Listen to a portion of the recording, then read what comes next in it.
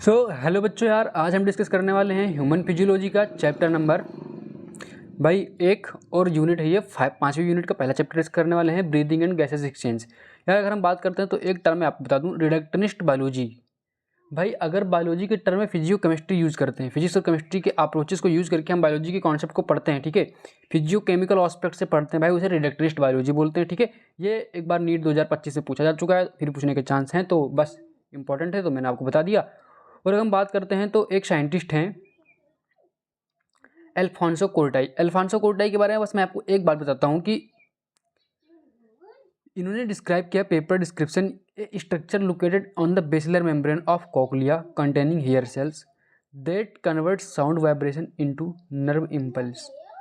ठीक है, इन्होंने क्या कहा कि बेसिलर मेम्ब्रेन के ऊपर जो कोकलिया है उसमें कुछ हेयर्स होते हैं जो साउंड वाइब्रेशंस को नर्व इम्पल्स में कन्वर्ट करते हैं। ठीक है, किसने कहा था? अल्फोंसो कोर्टाई ने।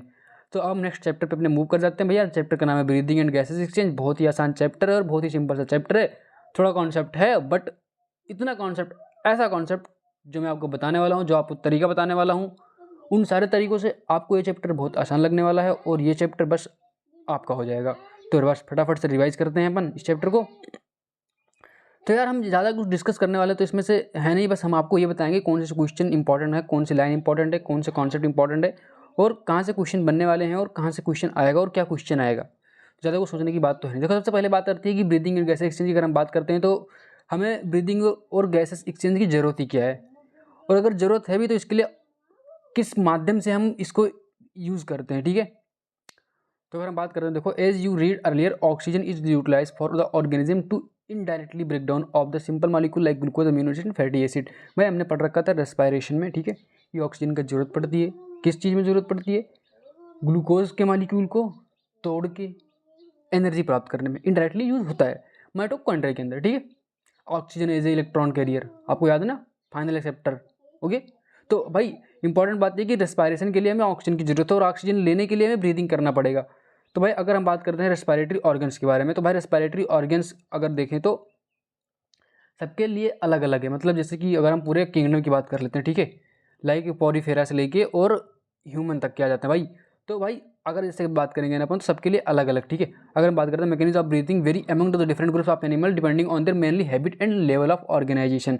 मतलब ये रेस्पिरेटरी ऑर्गन उनके हैबिट और उनके लेवल ऑफ ऑर्गेनाइजेशन के ऊपर डिपेंड करता है। अगर हम बात करते हैं ऑक्सीजन और CO2 जो है वो सिंपल डिफ्यूजन के जरिए ट्रांसपोर्ट हो जाता है। किसके अंदर? सिंपल डिफ्यूजन के जरिए हो जाता है। जिनके पास स्किन जो है क्यूटिकल होगी, स्किन में क्यूटिकल होगी, तो मतलब पॉरीफेरा हो जाएगा, सिलेंट्रेटा हो जाएगा, डिनोफोरा, इन सबके अंदर क्या जनरली बॉडी स्किन के जरिए हो ही जाता है भाई साहब। फिर दूसरा तरीके का रेस्पिरेटरी ऑर्गन्स होता है ट्रेकियल ट्यूब्स।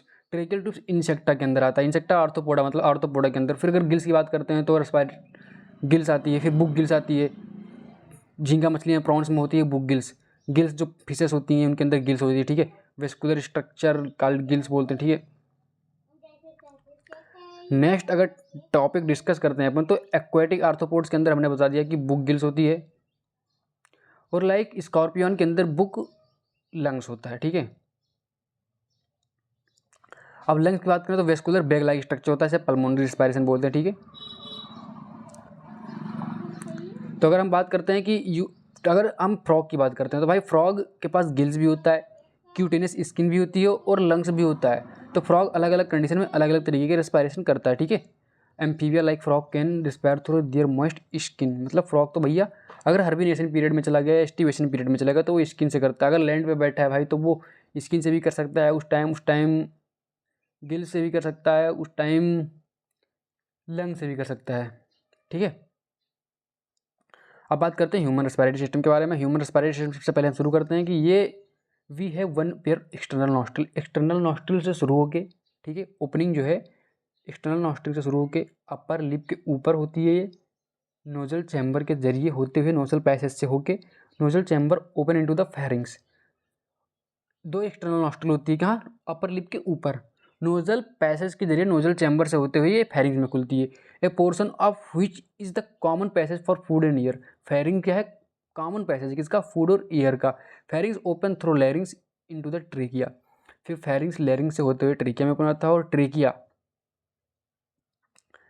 लैरिंग्स की अगर बात करते हैं तो लैरिंग्स is a cartilaginous box which help in sound production, ठीक है। साउंड प्रोडक्शन में क्या मदद करता है?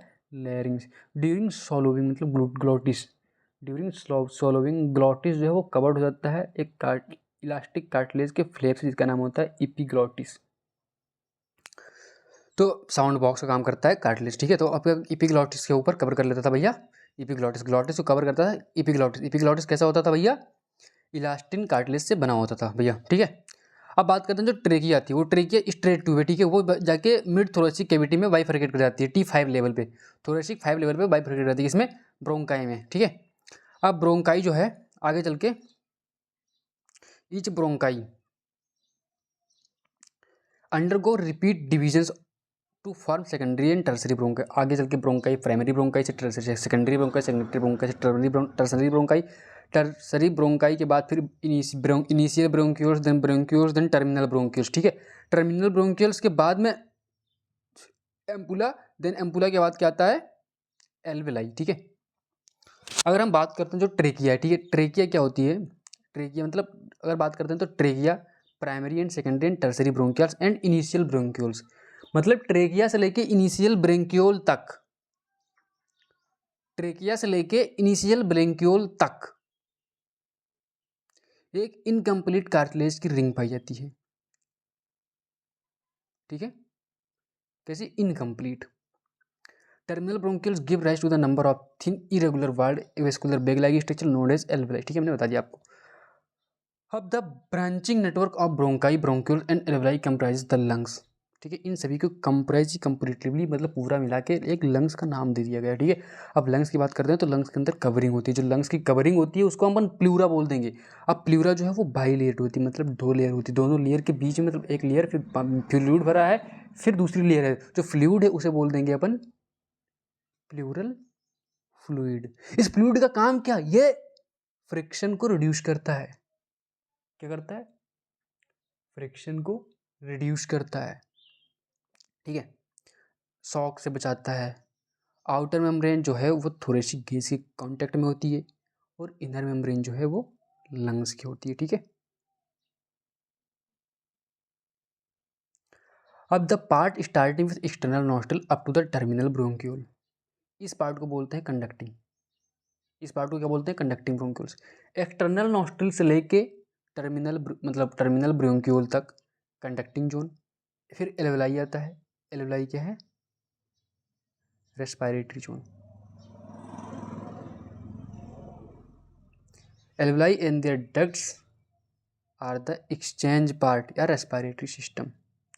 The conducting part transport the atmospheric into the alveoli and, इसका 3 काम है। फॉरेन पार्टिकल को क्लेरिफाई कर देना, हवा को क्लेरिफाई करती है, फॉरेन पार्टिकल को जाने से रोकती है, ह्यूमिडिफाई करती है और brings air in the body temperature, हवा जो आती है उसको बॉडी टेम्परेचर के लिए मेंटेन कर देती है, ठीक है। अब एक्सचेंज पार्ट का एक्चुअल मतलब क्या होता है, वहां पे एक्सचेंज पार्ट के पास में ऑक्सीजन और कार्बन डाइऑक्साइड का मतलब ऑक्सीजन और CO2 का ट्रांसपोर्ट होता है, डिफ्यूजन होता है, अदला बदली आदान प्रदान कहाँ पे होता है, एक्सचेंज पार्ट में। बट वो जो गैस लेके आते हैं पूरी गैस, वो कंडक्टिंग पार्ट के जरिए लाते हैं, और ट्रांसपोर्टेशन उसका जो मतलब एक्सचेंजेशन, ट्रांसपोर्टेशन के बाद जब एक्सचेंज होता है उसका, तो वो ऑक्सीजन और CO2 का एक्सचेंज पार्ट जो है वो डिफ्यूजन जो है वो एक्सचेंज पार्ट में ही होता है, इसलिए उसका नाम ही दे दिया एक्सचेंज पार्ट। तो ठीक है। अब the lungs are situated to the thoracic chamber. अब लंग्स की बात करते हैं तो लंग्स के लोकेशन की बात करें तो थोरेसिक चैम्बर होता है, situated to the thoracic chamber के अंदर होता है, एनाटॉमिकली एक एयर टाइट चैम्बर होता है, ठीक है।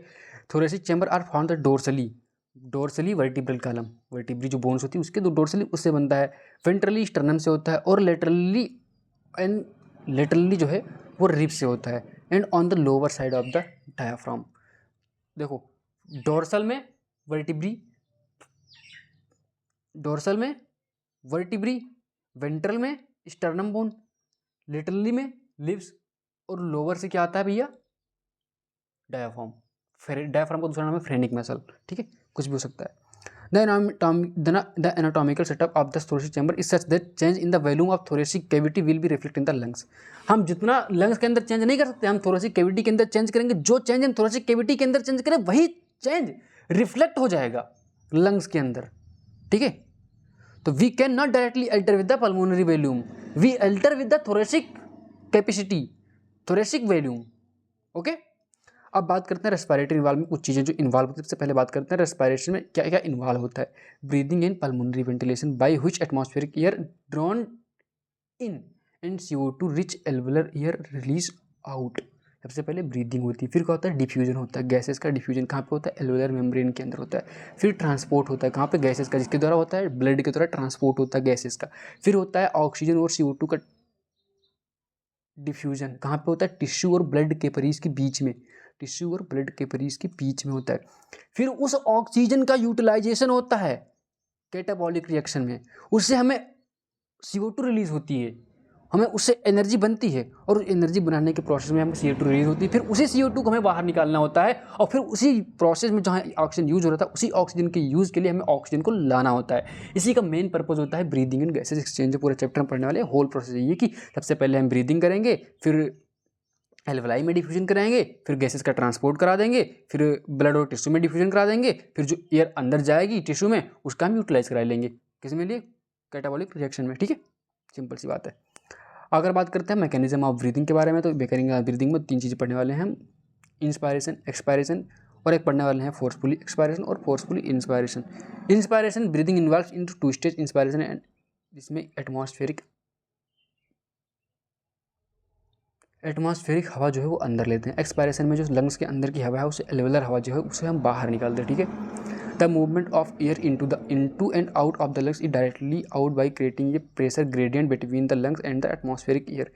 इस जो ये प्रोसेस होता है वो प्रेशर ग्रेडियंट के जरिए होता है, मतलब हम प्रेशर ग्रेडियंट अंदर क्रिएट करते हैं। अगर हमारा प्रेशर एटमॉस्फेरिक प्रेशर से लंग्स के अंदर का प्रेशर ज़्यादा है तो सिंपली डिफ्यूज़ हो जाएगी हवा बाहर। अगर लंग्स के अंदर प्रेशर हमारा कम है, एटमॉस्फेयर में प्रेशर ज़्यादा है, तो सिंपली डिफ्यूज़ हो जाएगी हवा अंदर। ठीक है, सिंपल सी बात है। अब ये करते कैसे हैं, अब जैसे हम वॉल्यूम बढ़ाएंगे थोरेसिक चैम्बर का, लंग्स का वॉल्यूम बढ़ेगा, प्रेशर कम हो जाएगा, एटमॉस्फेयर में प्रेशर ज़्यादा, हवा अंदर, इंस्पायरेशन। हम फिर लंग्स का अपने वॉल्यूम कम करेंगे, प्रेशर बढ़ता जाएगा, एटमॉस्फेयर में प्रेशर कम, लंग्स के अंदर प्रेशर ज़्यादा, हवा बाहर। ओके, अब ये कैसे करते हैं, इसलिए कुछ मदद होती है। एक्सटर्नल इंटरकॉस्टल मसल्स हेल्प करती है किसमें, इंस्पायरेशन में। एक्सटर्नल इंटरकॉस्टल मसल हेल्प्स करती है किसमें, एक्सपायरेशन में। इम्पल्स की बात है कि दोनों में एक ही मसल हेल्प करती है, एक्सटर्नल इंटरकॉस्टल मसल, EICM। ठीक है, बाकी हमारी डायफ्राम मदद करती है और रिब्स भी मदद करती है। ठीक है, सो अगर हम बात करते हैं अपन फोर्सफुल एक्सपायरेशन, अगर है फोर्सफुल मतलब तो हमें फोर्सफुल के लिए एक मदद हमारी और है, एक्सटर्नल इंटरकॉस्टल मसल के साथ इंटरनल इंटरकॉस्टल मसल को भी हमें मूवमेंट कराना पड़ता है। ठीक है, फोर्सफुल हवा के लिए। ठीक है, तो फोर्सफुली हम जितनी ज़्यादा हवा भर सकते हैं तो उसे फोर्सफुली बोल देंगे भैया। ठीक है, तो inspiration active process, expiration passive process, forcefully inspiration active process, forcefully inspiration active process, forcefully expiration active process. मतलब अगर बात करें पैसिव प्रोसेस में तो सिर्फ expiration is a passive process, बाकी अगर फोर्सफुली लग गया शब्द तो वो एक्टिव हो जाएगा, लेकिन अगर इंस्पायरेशन है तो वो भी एक्टिव होगा, लेकिन अगर सिर्फ एक्सपायरेशन है तो वही सिर्फ एक्सपायरेशन ही होता है, पैसिव प्रोसेस। हम बात करते हैं अगर नॉर्मल इंसान है तो वो 12 से 16 टाइम ब्रीद करता है पर मिनट, 12 से 16 टाइम ब्रीद करता है पर मिनट। ठीक है, अब अगर बात करते हैं हम बहुत इंपॉर्टेंट टॉपिक, जहाँ से हम 2 फिगर आपको दिखा दें। पहले यहाँ पे देखो, हवा लंग्स के अंदर जा रही है, इसमें थोरेसिक चैम्बर का जो वॉल्यूम है वो इंक्रीज हो रहा है, डायाफ्राम जो है वो कंट्रैक्ट कर रहा है, डायाफ्राम डोम शेप का जनरली होता है, जब वो कंट्रैक्ट करता है तो फ्लैट हो जाता है। डोम शेप मतलब उल्टा सी मान लो मतलब सी जो अंदर की तरफ घुसा हुआ सी मान लो, उसको फ्लैट कर दो तो वॉल्यूम बढ़ जाएगा, और जैसे वॉल्यूम बढ़ेगा तो प्रेशर क्या हो जाएगा, घट जाएगा, और प्रेशर घट जाएगा तो एटमॉस्फेयर से हवा अंदर आ जाएगी भैया, हो जाएगा इंस्पायरेशन। ओके मेरा अल्लाह। तो अगर बात करते हैं एक्सपायरेशन देखें तो इसमें हम क्या करते हैं कि डायाफ्राम जो है वो आर्क शेप हो जाएगा, अपवर्ड जाएगा। ठीक है, मतलब रिलैक्स हो जाता है, रिब्स और स्टर्नम जो है वो अपनी ओरिजिनल पोजीशन पे आ जाती है, थोरेसिक वॉल्यूम जो है वो घट जाता है, प्रेशर बढ़ जाता है, इससे कि हवा बाहर निकल जाती है। अब नेक्स्ट टॉपिक हमारा सबसे इंपॉर्टेंट टॉपिक है respiratory volume and respiratory capacity. भाई नीट में भी इससे क्वेश्चन आया था, 2025 में भी आया था, 2026 में भी आया था, और नीट में भी आएगा, 100% आएगा, 100% आएगा। तो जैसे टाइडल वॉल्यूम के बारे में बात करते हैं, तो टाइडल वॉल्यूम क्या भाई, जो अगर अपर एक बंदा है, ठीक है, वो नॉर्मली इंस्पायर करता है, नॉर्मली एक्सपायर करता है, तो at the time normal inspiration normal expiration वो करता है, तो 500 ml अप्रॉक्सीमेट 500 ml जो है वॉल्यूम वो अंदर लेता है, ठीक है, और बाहर लेता है।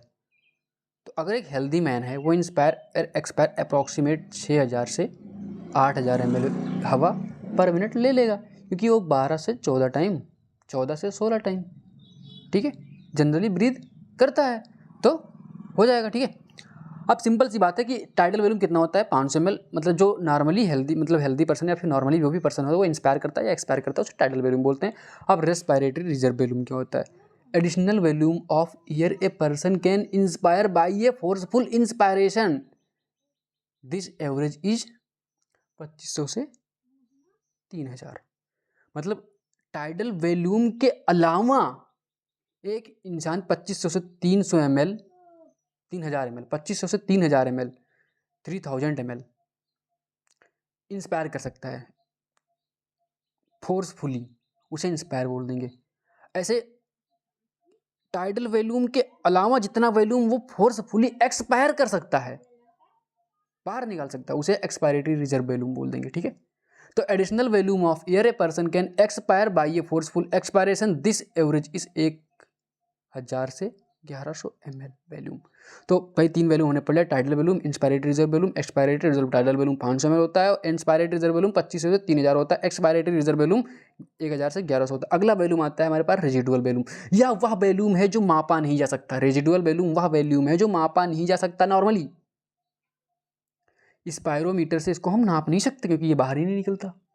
तो volume of air remains in the lungs even after ये forceful expiration, this average is 1100 से 1200 ml। तो 1100 से 1200 ml यह वॉल्यूम का वह वॉल्यूम वैल्यू है, यह एयर है जो लंग से बाहर नहीं निकल सकती, स्पायरोमीटर के जरिए से हम नाप नहीं सकते, can not be measure. By addition of a few respiratory volume described above, one drive various pulmonary capacities which can be used in the clinical diagnosis। इसके बाद हम डिस्कस करने वाले हैं कुछ पल्मोनरी कैपेसिटीज़।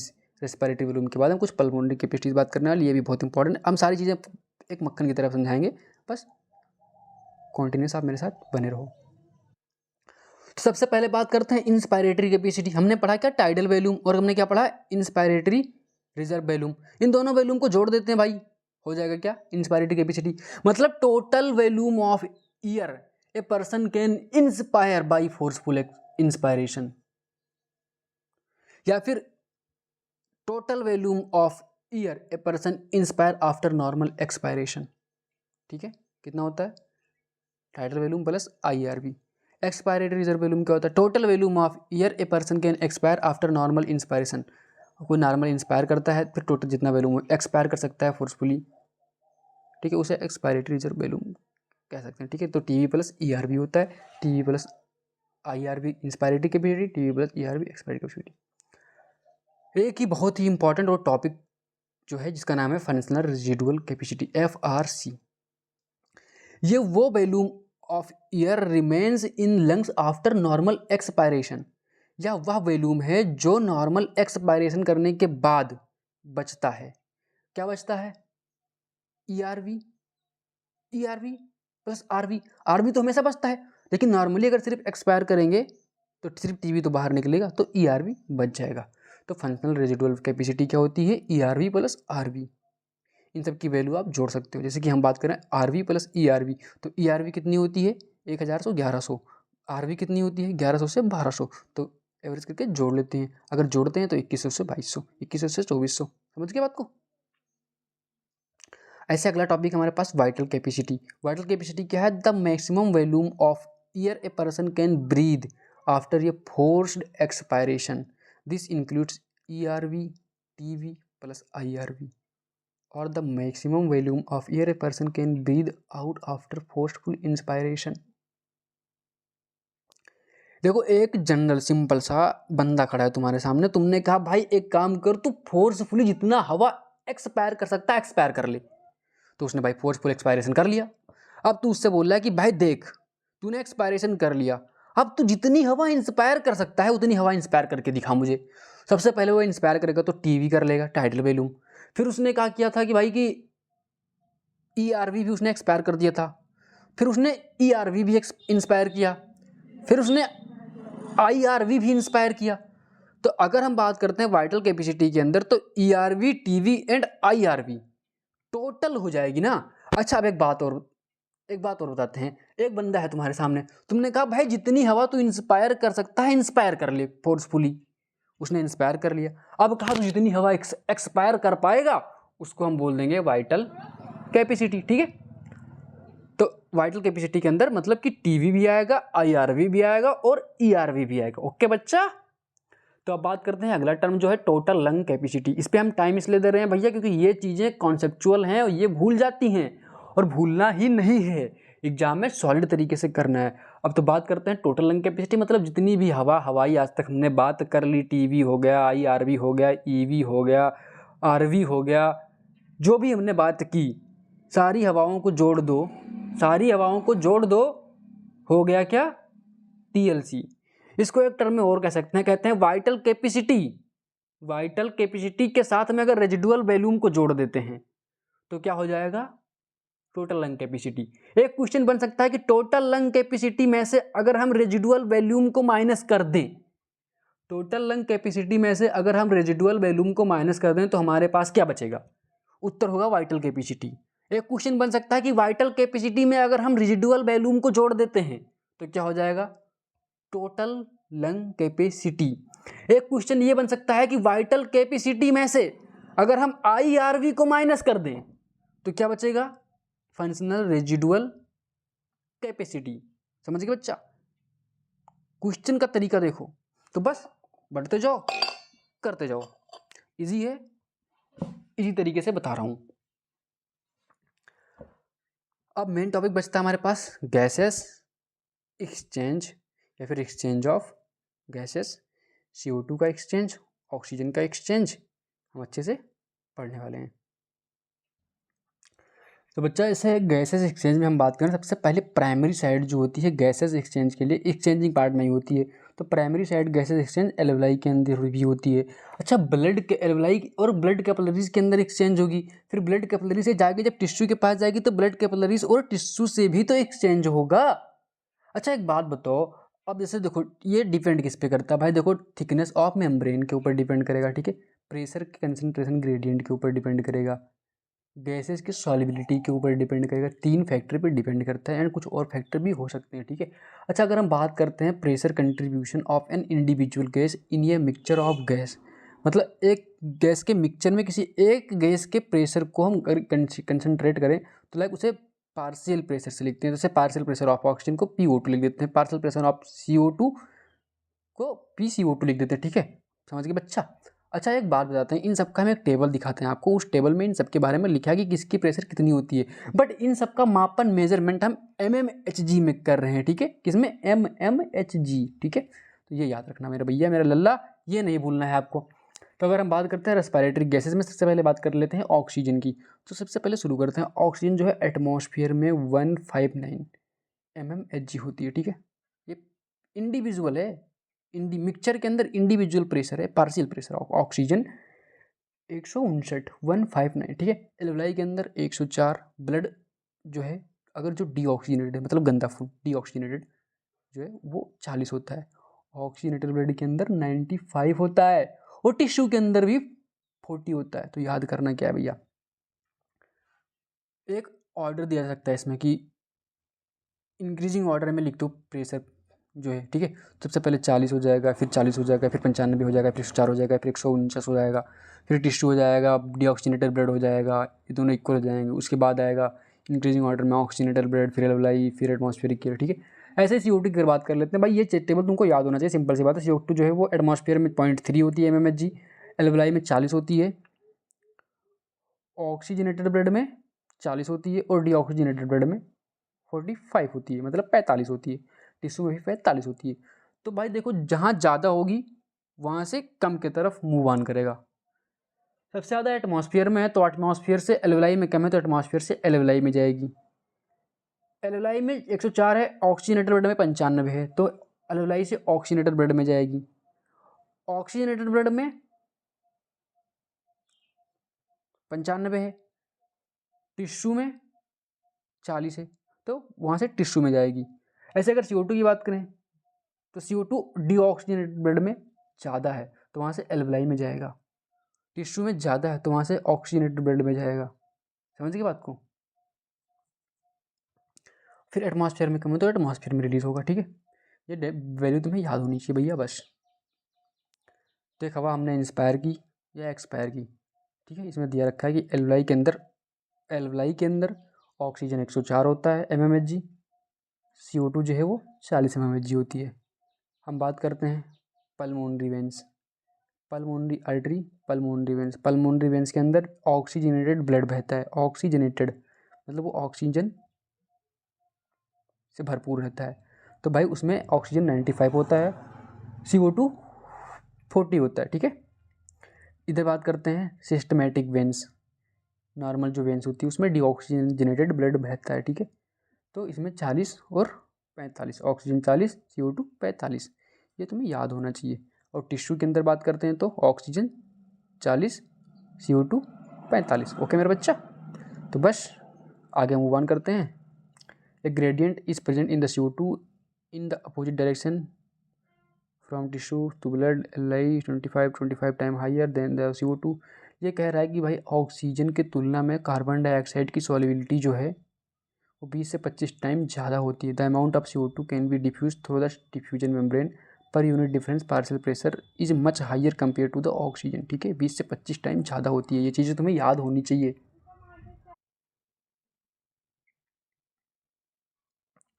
तो भैया आप फिगर के बारे में बात कर लेते हैं। सबसे पहले बेसमेंट सब्सटेंस होता है जो एल्वेलाई और ब्लड कैपिलरीज के एंडोथेलियम के बीच में पाया जाता है। अच्छा, बेसमेंट मेम्ब्रेन भी होती है जो किडनी से रिलेटेड है तो उसके बारे में हम किडनी में देख लेंगे, लेकिन यहाँ बेसमेंट सब्सटेंस होता है। ठीक है, तो अगर एल्वेलाई की बात करें तो एल्वेलाई की जो वाल होती है वो स्क्यूमस एपिथेलियम से बनी होती है और ब्लड की वाल जो है, ब्लड कैपिलरीज की वाल जो है वो एंडोथेलियम से बनी होती है और बिचवा में भर दिया है भैया बेसमेंट सब्सटेंस। तो इन दोनों तीनों को मिला के जो थिकनेस हो जाती है ना वो भी डिपेंड करती है, किसमें डिपेंड करती है, गैसेस के एक्सचेंजवा में।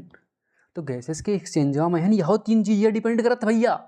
अच्छा, अब एक बदी हम बात क्या करते हैं, हम जैसे बात करी, अगर बात कर लेते हैं, देखो बेटा, हाँ सोचो, अगर हम बात करते हैं, देखो इसके बाद में अगर अपन बात करते हैं तो बात करते हैं ट्रांसपोर्ट ऑफ गैसेस की। किसकी बारे में बात कर लेंगे, ट्रांसपोर्ट ऑफ गैसेस की। तो भैया गैसेस के ट्रांसपोर्ट कैसे कैसे होता है, तो गैसेस के ट्रांसपोर्ट करने के लिए सबसे ज़रूरी बात होती है भैया RBC।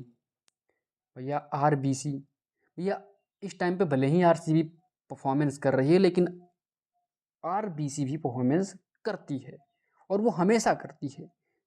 ठीक है, अगर RBC की कमी हुई तो एनीमिया जैसी गंभीर बीमारी हो जाती है। तो भैया चलो बात करते हैं। ठीक है, हाँ, तो ब्लड एक मीडियम है किसका, ऑक्सीजन और CO2 के ट्रांसपोर्ट करने का। लगभग 97% ऑक्सीजन जो है वो ट्रांसपोर्ट की जाती है RBC के जरिए। रिमेनिंग 3% जो है ऑक्सीजन वो प्लाज्मा में डिजॉल्व स्टेट में ट्रांसपोर्ट होती है। अच्छा, अगर बात करते हैं तो लगभग 20 से 25% CO2 जो है वो RBC से होती है। RCB नहीं, RBC से। यार इस टाइम RCB का नाम ज़्यादा आ रहा है क्योंकि RCB भाई टेबल टॉप पे घूम रही है, तो ठीक है कोई बात नहीं। तो RBC जो है लगभग 20 से 25% CO2 ट्रांसफर करती है और 97% ऑक्सीजन ट्रांसफर करती है। लेकिन अगर बात करते हैं 70% CO2 ट्रांसपोर्ट किसके जरिए होता है, एज ए कार्बोनेट आयन, और 7% डिजॉल्व स्टेट इन प्लाज्मा। ठीक है, तो बस याद करना है CO2 में 3 चीज़ें हैं, 20 से 25% RBC, 70% carbonates bicarbonates, 7% dissolve state in plasma, और ऑक्सीजन में 97% RBC, 3% dissolve state in plasma. ठीक है, अब ट्रांसपोर्ट ऑफ गैसेस के बारे में हम बात करने वाले हैं। इसमें हम ट्रांसपोर्ट ऑफ ऑक्सीजन देखने वाले हैं। इस पर एक टॉपिक है यार, बहुत इंपॉर्टेंट चीज़ें हम तुम्हें बताने वाले हैं। एक ऐसा तरीका बताऊंगा भाई, कुछ ज़रूरत नहीं पड़ेगी तुम्हें सोचने की, मतलब कॉन्सेप्चुअल याद हो जाएगा भाई, कभी भूलोगे ही नहीं। तो भैया अगर बात करते हैं हीमोग्लोबिन की, तो हीमोग्लोबिन जो है वो red coloured iron containing pigment होता है। ये क्या करता है, हीमोग्लोबिन प्लस ऑक्सीजन से बाइंड करके क्या कर देता है, ऑक्सी हीमोग्लोबिन बना लेता है। ये रिवर्सिबल मैनर में बाइंड होता है। ऐसा नहीं है कि एक बार बाइंड होगा फिर ये टूटेगा, नहीं। जन्म जन्मांतर का रिश्ता नहीं है, सातों जन्म का रिश्ता नहीं है ये।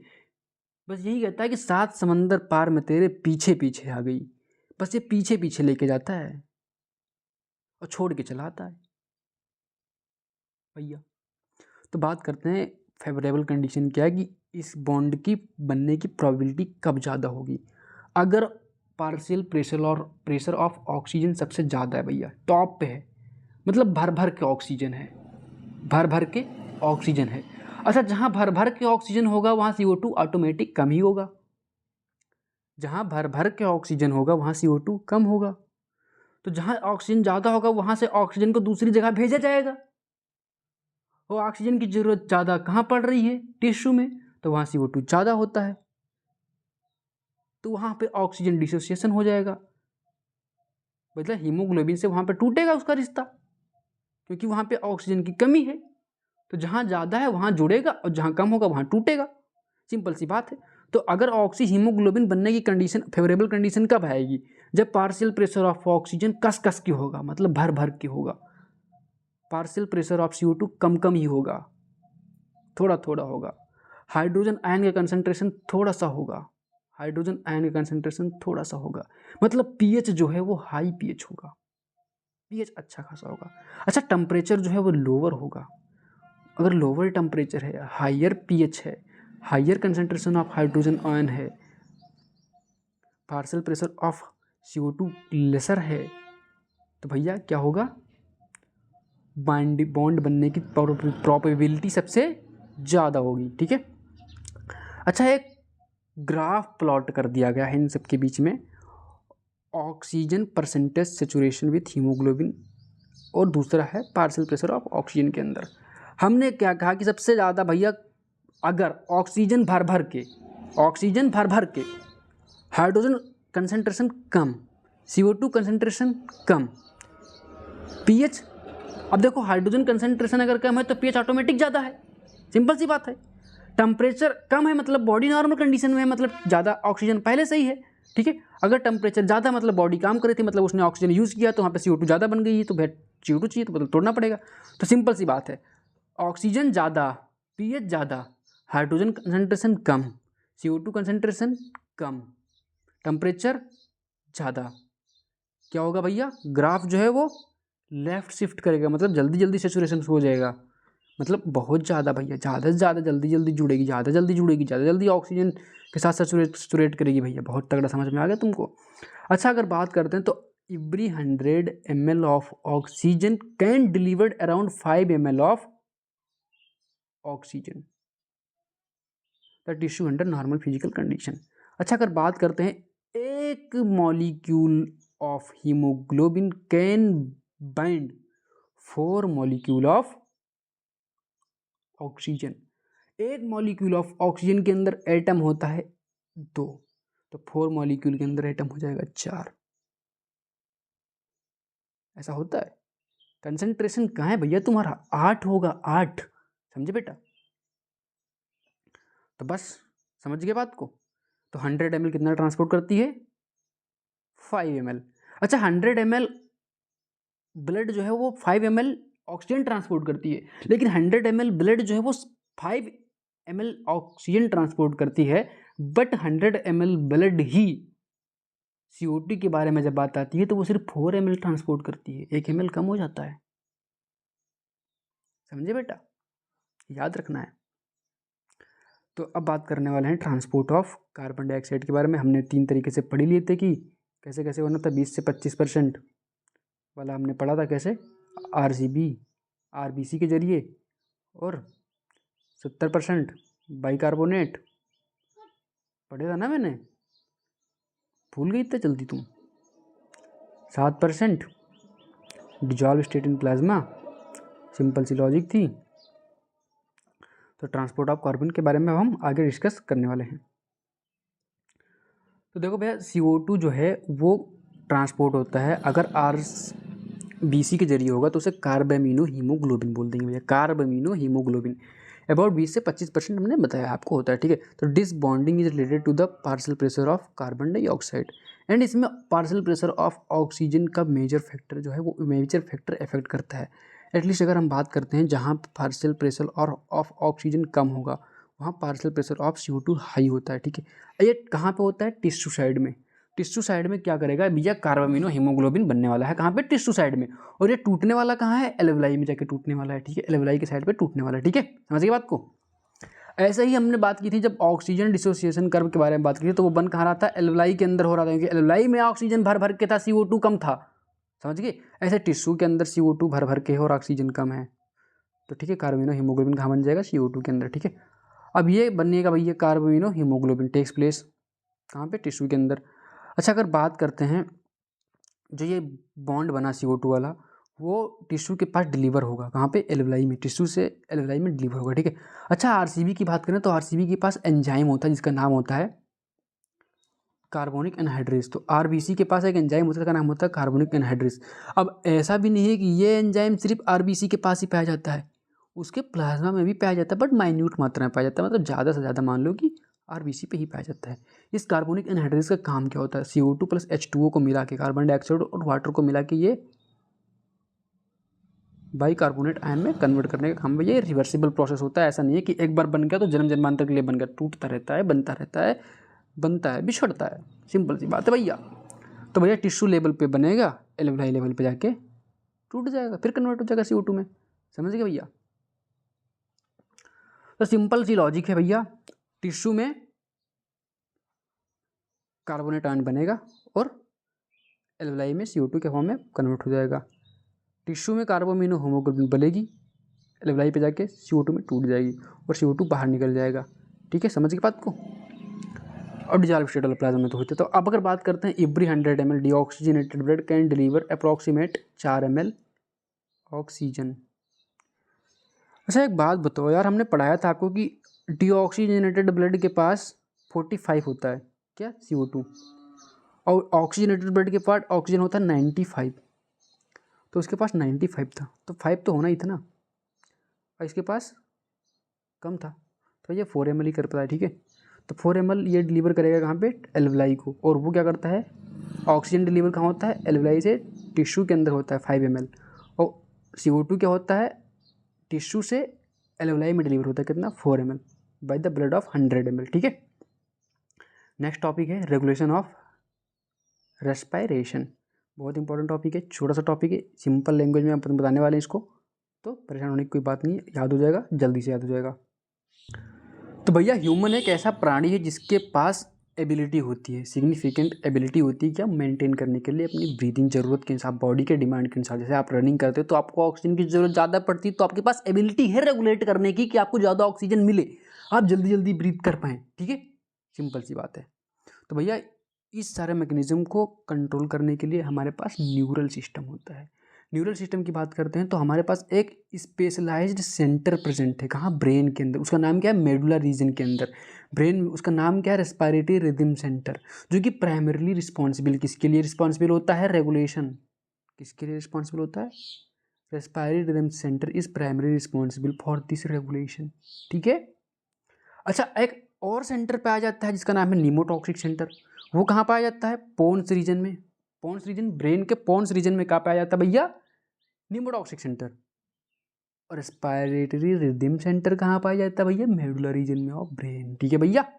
ये दोनों चीज़ें आपको याद होनी चाहिए। अच्छा, एक बात बताता हूँ आपको, इससे मान लो न्यूरल सिग्नल जो है from centre can reduce the duration of inspiration and thereby alter the respiratory rate, ठीक है। जो नीमोटॉक्सिक सेंटर था वो मॉडरेट करता है function of respiratory rhythm centre का। तो नीमोटॉक्सिक सेंटर जो है वो मॉडरेट करता है किसके? रेस्पिरेटरी रिदम सेंटर को। रेस्पिरेटरी रिदम सेंटर का काम क्या है कि वो ब्रीदिंग की जो टाइम है उसे ड्यूरेशन को कम कर देता है, बढ़ा देता है, रेट बढ़ा देता है, ठीक है, उसे मॉडरेट करता है। अच्छा, अगर बात करते हैं तो एक कीमोसिंथेटिक एरिया है जो सिचुएटेड है रिदमिक सेंटर के बीच में, ठीक है। वो बहुत हाईली सेंसिटिव होता है। किसके लिए हाईली सेंसिटिव होता है? कार्बन डाइऑक्साइड के लिए सेंसिटिव होता है। कार्बन डाइऑक्साइड के लिए सेंसिटिव होता है। हाइड्रोजन आयन के कंसंट्रेशन के लिए सेंसिटिव होता है। बट अगर हम बात कर लें यहीं पे ऑक्सीजन का कोई भी रोल नहीं होता है। कार्बन डाइऑक्साइड दिखा फर्क पड़ेगा, हाइड्रोजन कंसंट्रेशन दिखा फर्क पड़ेगा, लेकिन ऑक्सीजन दिखेगा फर्क नहीं पड़ेगा। ऑक्सीजन आके सर पे कूदेगा ना उसके, तब भी फर्क नहीं पड़ने वाला, उसे कुछ नहीं होना चाहिए भाई। तो ये बात याद रखना, quite significant role of oxygen, ठीक है भैया, एनसीईआरटी की लाइन है। अच्छा ये सेंटर जो है मतलब इसके जो सेंसिटिव एरिया जो है, इसका जो एक वो होता है कि सेंसिटिव एरिया होता है, एक रीजन होता है जो इसके रिसीप्टर्स कहाँ कहाँ होते हैं। तो इसके रिसीप्टर्स कैरोटिड आर्टरी में होते हैं और एरोटिक आर्च में होते हैं, ठीक है, जो कंसंट्रेशन ऑफ CO2 और हाइड्रोजन आयन के चेंजेस को मॉडरेट करने के लिए सेंसिटिव होती है, ठीक है। और जैसे उनको ऊपर जाएगा और रिसेप्टर पर, ये तुरंत भैया सिग्नल भेज देंगे ऊपर दादाजी को।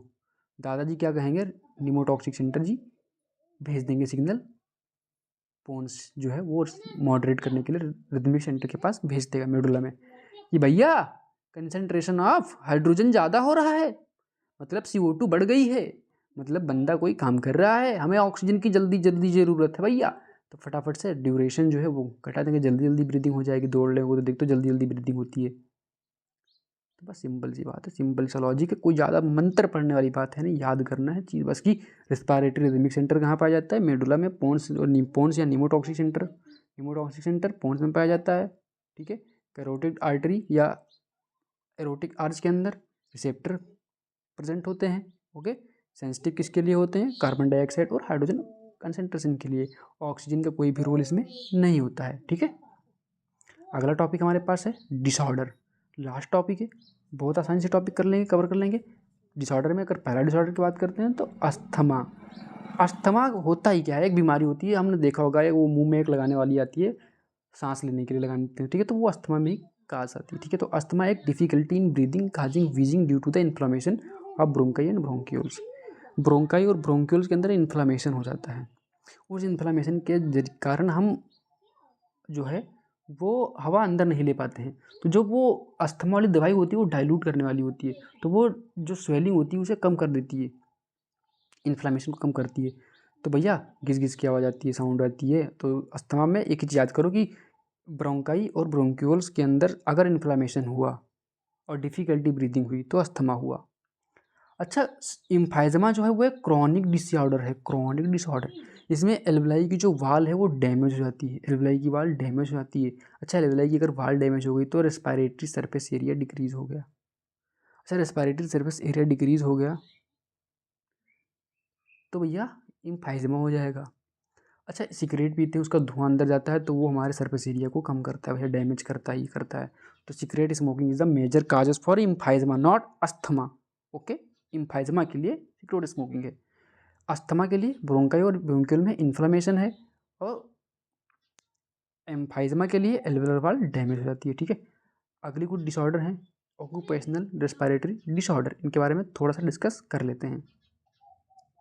ये कहते हैं कि जो इंडस्ट्री में काम कर रहे हैं स्पेशली इन्वॉल्विंग ग्राइंडिंग और स्टोन ब्रोकिंग, तो जब छोटे छोटे कण निकलते हैं अगर ब्रेक करते हैं उसको या फिर ग्राइंड करते हैं तो छोटे छोटे डस्ट पार्टिकल निकलते हैं। अच्छा हमारी डिफेंस मैकेनिज्म में है, डिफेंस मैकेनिज्म कंडक्टिव सिस्टम में हेयर्स पाए जाते हैं नोजल चैम्बर में, बट अगर उनसे इतना भी क्लियर बहुत ज़्यादा अगर एक्सपोजर हो जाता है डस्ट का तो वो कंट्रोल नहीं कर पाते हैं, जिससे हमारे लंग्स के अंदर ये चले जाएंगे। अच्छा ये डस्ट पार्टिकल हमारे लंग्स के अंदर चले गए तो ये हमारे अंदर जाके लंग्स में एक्सपोजर जो है ये इन्फ्लामेशन करा देंगे। अच्छा इनसे इन्फ्लामेशन हो जाए, इनसे फाइब्रोसिस हो जाएगी, फाइब्रोसिस मतलब पॉलीफ्रेशन ऑफ फाइब्रस टिश्यू, हमारे लंग्स के अंदर फाइब्रस टिश्यू पॉलीफ्रेट कर जाएंगे, ठीक है भैया। अब इससे क्या हो जाएगा, हमें सीरियस लंग डैमेज हो सकता है। ये मेनली होता है उन वर्कर्स में जो ग्राइंडिंग स्किल या इंडस्ट्रीज़ में काम करते हैं, तो इनके लिए ज़रूरी है कि ये प्रोटेक्टिव मास्क पहनते हैं। एक बीमारी मैं आपको और बता देता हूँ जो कि बैक्टीरिया से होने वाली बीमारी है, वो भी लंग्स की ही बीमारी कही जाती है, इसका नाम है निमोनिया, निमोनोकोकस निमोनी, ठीक है, निमोनोकोकस इन्फ्लुएंजी, दो नाम बैक्टीरिया से होती है। तो इसमें क्या होता है कि जो इनकी एल्वेलाई होती है वो फ्लूइड फिल हो जाती है, उसके अंदर म्यूकस बन जाता है और वो फ्लूइड से भर जाती है, फिर वहाँ पे भी सरफेस एरिया कम हो जाता है। अच्छा फ्लूइड फील्ड भर गया, अगर फ्लूइड भर गया तो फिर गैसेस एक्सचेंज नहीं होने वाली होती है, ठीक है, एक्सचेंज नहीं हो पाती है। तो लंग्स में जो निमोनिया नाम की बीमारी होती है वो भी लंग्स की बीमारी होती है। लेकिन अगर बात करते हैं कॉमन कोल्ड, तो कॉमन कोल्ड भैया लंग्स की बीमारी नहीं है, सिंपल सी बात है, कॉमन कोल्ड लंग्स की बीमारी नहीं है भैया। इसी के साथ ये चैप्टर समाप्त होता है।